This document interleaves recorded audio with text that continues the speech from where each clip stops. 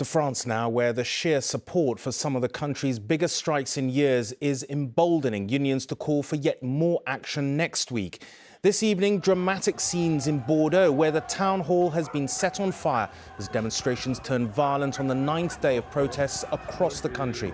Let's have a look at the situation that has unfolded. More than 1 million people are estimated to have taken part in today's demonstrations at more than 250 protests across the country. Polls show widespread opposition to a rise in the state pension age from 62 to 64, which is around the EU average. So why has President Macron forced this through Parliament without so much as a vote?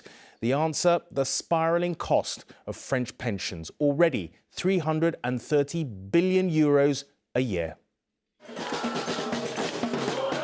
There is a devotion to demonstration in France, and a history that shows the street can be the best avenue to win or block change.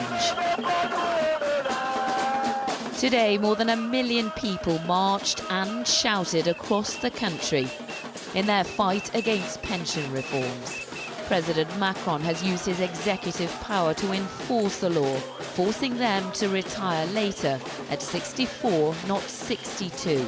I want to live another life than just work and die. That's it. It's a human right. We have to have the chance to enjoy our retirement. It's a true, I think it's a human right, and we all have to fight for it because the government doesn't understand and is kind of disconnected to the reality actually. We have to make Macron see that people are not resigned. They want to fight his law, and they want him to listen to the people. Their banners spoke of rage, and then we saw it. Angry, masked men charged at police.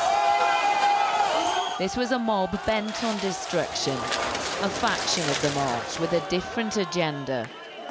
Retirement was not their cause, trouble was. It put a force on the defence, but at times they cowered. They looked outnumbered, yet 12,000 extra were deployed nationwide. Innocents fell victim to the chaos, and police too.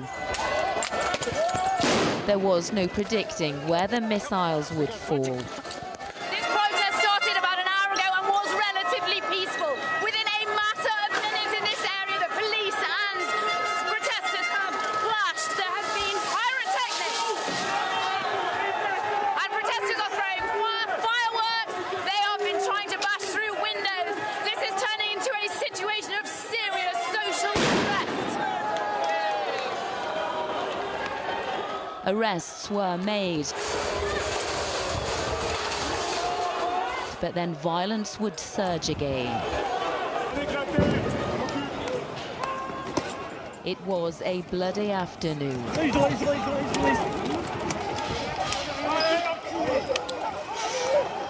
Tonight, Paris burns with discontent and anger, with no sign of a resolution.